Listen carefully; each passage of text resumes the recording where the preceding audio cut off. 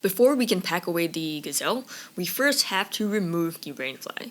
To do so, the first thing we need to do is to remove all the stakes and guidelines outside the tent, and at the same time release the Rainfly hooks from the hubs at the center of the four walls. Here's a close-up shot of me removing one of the hooks, so you know what it looks like. After that, unzip one of the doors, go inside the tent, and it's time to pull the roof hub down. But before you do so, if you were using the gear loft inside, do take it down before pulling down on the hub, or it'll rip for sure because of how low the hub comes down. Now this is a close-up shot of the roof hub. There is a webbing coming down the center of the hub, so just grab it and pull downwards. Before you pull down on the hub though, stretch your arm out as much as possible and stand away as far as possible. The first time I did this, I actually hit myself in the head with the hub because I was standing right below it. And again, that's because the roof hub comes down really low. Here's a quick look at how it looks like. I'll also try to find a shot of me standing underneath the hub so you can see how low it gets. Anyway, moving along, this is what pulling down on the roof hub looks like from the outside of the tent.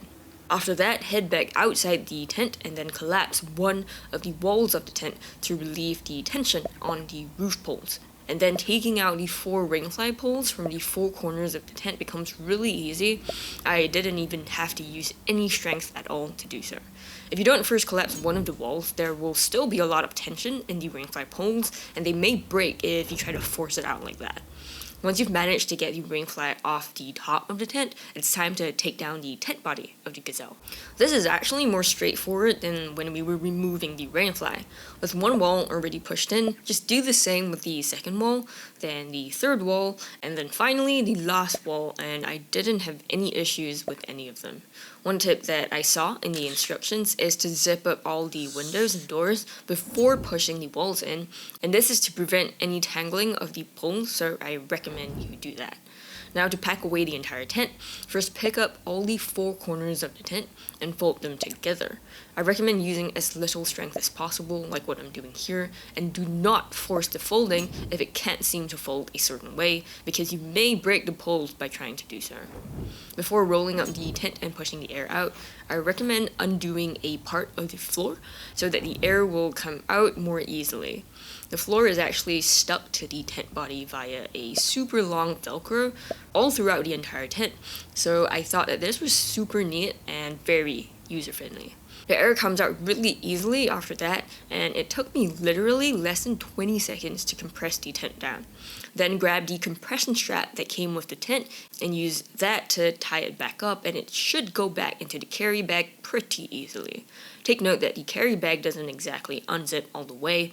There's this small section here that doesn't exactly unzip, and I usually place the bottom of the tent, so where the hubs are, into this part here. It should slide in pretty easily because we already got all the air out, and then zipping it up should be no problem at all. But wait, before doing so, we also need to pack up the rest of the stuff. As for the Rainfly, I usually just keep folding it in half until it gets small enough, while tucking all the guidelines in, and then making sure the attached Rainfly poles are all together in a bunch, then I roll the rest of the Rainfly around them. After that, I stuff it into the end of the carry bag, and it usually fits in pretty easily. Then it's just the gear loft and the stakes, which are pretty small, so they're easy to pack into. To get the carry bag zipped up, I grip it between my legs to squeeze everything together, and this makes it easier to zip it up. After that, because of how long this tent is, the carry bag also has 2 separate compression straps to help further secure the tent. And there we have it, the packed up Gazelle. For a full review on this T4, including the removable bathtub flooring, rain test, spaciousness, features, and loads more, do check out the video on the screen here. Thank you for watching this pack away video. I hope it helped you a little bit. You're awesome, and I'll see you in the next one.